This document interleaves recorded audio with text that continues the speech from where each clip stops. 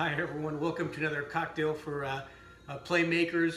We're making a cocktail today for their showing of A Christmas Carol, an audio drama, which is, it stars Ray Dooley, and that runs December 14th through December 27th, so please take a look online, get your tickets for that soon. It's going to be an awesome audio drama adaptation.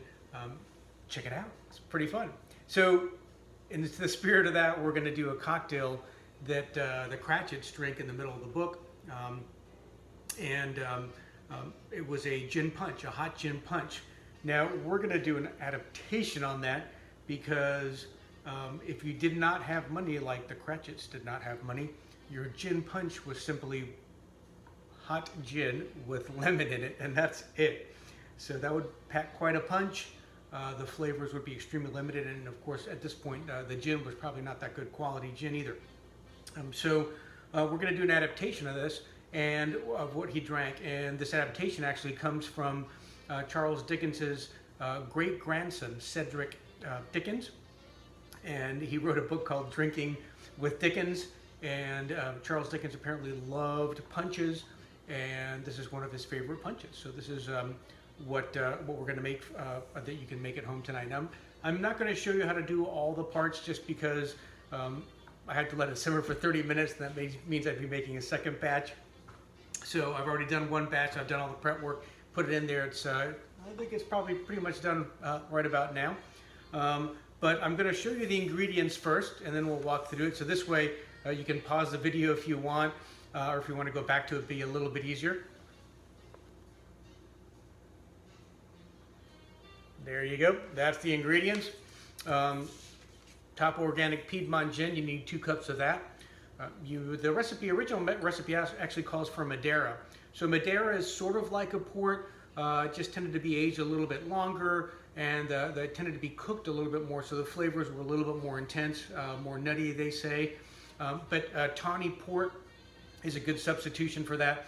And I didn't have time to go to a wine store, and I had some of this tawny port in my wine cellar already, so I figured I'd bring this out again. But once again, it's a 10-year-old tawny port, so that's quite tasty on its own, which is what I'm drinking right now until the punch is ready.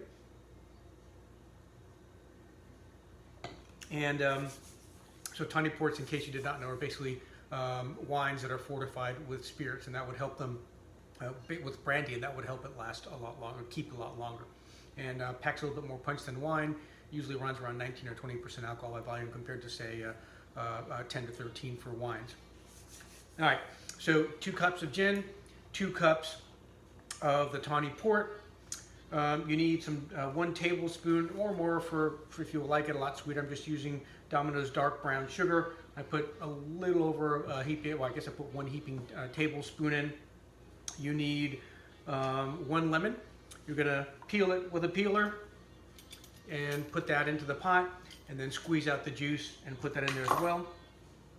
Same thing with an orange. You're going to peel it and then juice it and put that in the pot. We're going to put 3 whole cloves. So I've got some cloves, and that's what the cloves look like.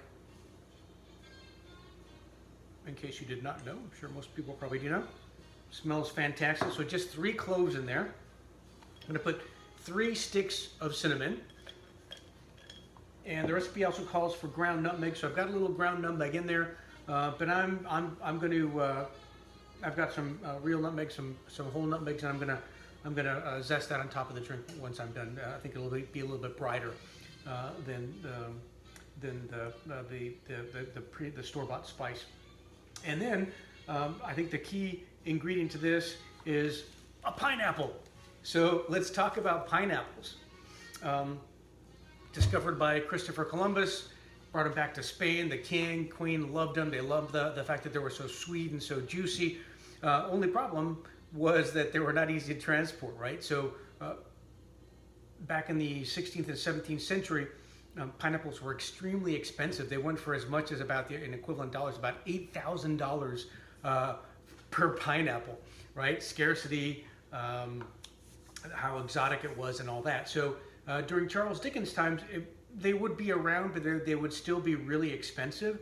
So the common man could not afford to buy a pineapple. It was so expensive that there were people who would rent pineapples out for parties during this time of the year because you would use the pineapple as a show of wealth. So if you were the host, you would set out this elaborate dinner spread for your party, and you'd make that the centerpiece, and that would let everyone know that you were wealthy. And if you couldn't afford to buy your own pineapple and you were a guest at the party, you would go rent a pineapple and take it to the party, but you wouldn't eat it because you had to return it to the pineapple renter. But let people know at least that you could afford to rent a pineapple. So that's kind of interesting. Anyway, now you can find pineapples. It's a good season for them right now, and I got these at Harris Teeter. All right, so basically, you're just going to take all these ingredients and you're going to put them into a pot, medium heat, bring it to a boil, and let it simmer for about 30 minutes. So I have done that. Let's see how I'm going to do this. I'm going to turn the light on here. And I'm going to grab the camera. And here it is. That's what it looks like.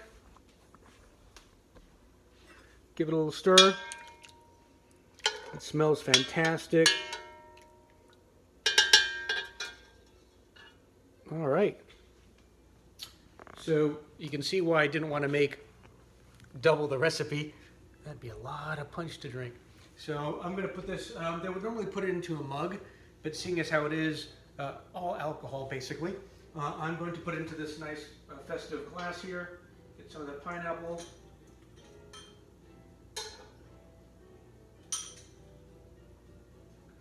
Throw one of the peels in there to make it look nice too.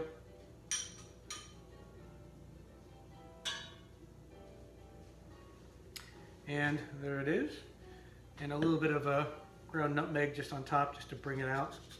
A little bit of that nutmeg flavor. And there you go. Bob Cratchit's hot gin punch. Smells fantastic. Still a little too warm.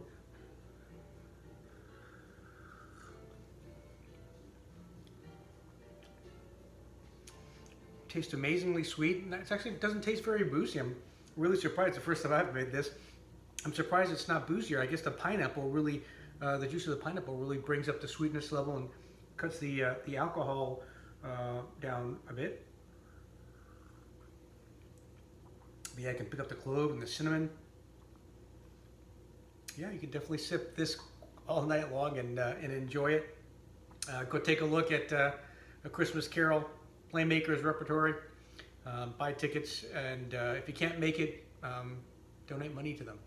And you can buy TOPO Organic Piedmont Gin at our distillery.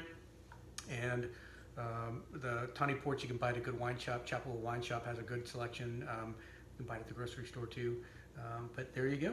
Bob Cratchit's Hot Gin Punch. Cheers to Playmakers. Happy holidays. Ho, ho, ho. And we'll see you next time. Cheers.